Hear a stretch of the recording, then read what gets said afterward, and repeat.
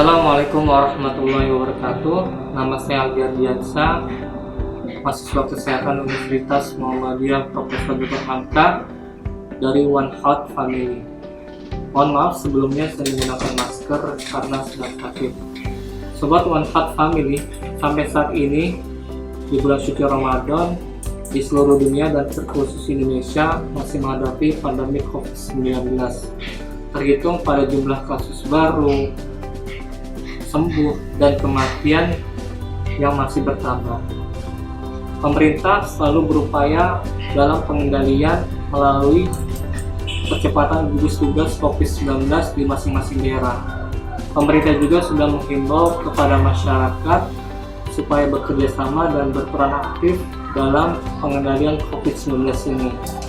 Mungkin Sobat One Health Family sudah turut berupaya dalam melakukan pencegahan seperti tidak mudik terlebih dahulu pada saat kondisi seperti ini, selalu mencuci tangan memakai sabun dengan air mengalir, selalu menjaga jarak minimal 1 meter dengan orang lain, selalu memakai masker ketika terpaksa keluar rumah, dan melakukan disinfeksi pada permukaan yang sering disentuh setiap harinya.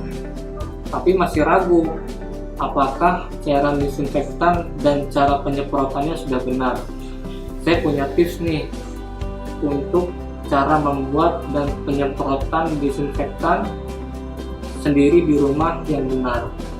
Yang pertama, apa itu disinfektan? Disinfektan adalah cairan pembersih yang umumnya dibuat dari hidrogen peroksida, hipoklorit, fenol atau alkohol yang bertujuan untuk membunuh bakteri, virus, kuman, dan mikroorganisme berbahaya lainnya yang terdapat pada ruangan atau permukaan benda mati. Yang kedua, bagaimana cara membuatnya? Yang pertama adalah mempersiapkan alat dan bahan yang digunakan dalam kegiatan disinfeksi di rumah. Adapun alatnya, yang pertama, siapkan botol semprot plastik. Yang kedua, lap flannel atau kain microfiber atau lap kanebo bila tidak ada. Yang ketiga, alat pelindung diri seperti masker, kain, sarung tangan sekali pakai atau ulang, kacamata, dan pakaian pelindung. Adapun bahannya terbagi dari beberapa jenis yang dapat digunakan dan mudah diperoleh, antara lain yang pertama, larutan pemutih atau zat hipoklorit. Untuk takarannya 30 ml atau setara dengan 2 sendok makan per 1 liter air. Contoh merek dagangnya bisa Baiklin, Sofin pemutih, dan Propin. Yang kedua, karbol atau zat fenol. Untuk takarannya 30 ml atau setara dengan 2 sendok makan per 1 liter air. Contoh merek dagangnya Wipol, Superpol, dan SOS Karbol Wangi. Lalu yang ketiga, pembersih lantai ada zat benzalkonium klorida. Untuk takarannya 1 tutup botol per 5 liter air. Contoh merek dagangnya Supervel, Sofin pembersih lantai, SOS pembersih lantai, Harpic, dan Dettol. Yang terakhir adalah cairan alkohol yang mengandung 60-95%. Lalu yang ketiga, proses pembuatannya. Saya ambil contoh menggunakan larutan pemutih. Yang pertama, tuangkan cairan pemutih dengan takaran 2 sendok makan ke dalam wadah yang bisa menampung 1 liter air. Lalu tambahkan air bersih dan aduk hingga tercampur merata. Jika sudah tercampur merata, masukkan cairan disinfektan ke dalam botol semprot plastik.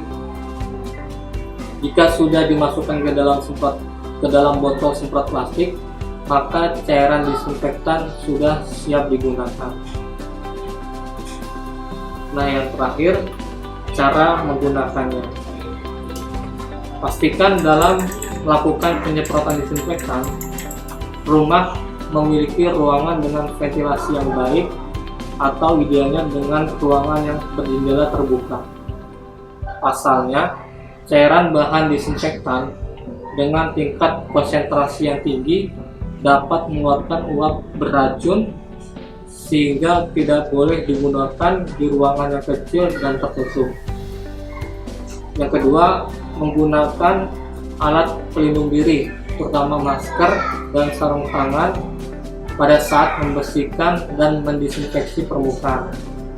Adapun permukaan yang dibersihkan adalah permukaan yang sering disentuh, seperti meja, gagang pintu, saklar lampu, telepon, kursi, remote, keyboard, toilet, keran, wastafel, dan lain-lainnya.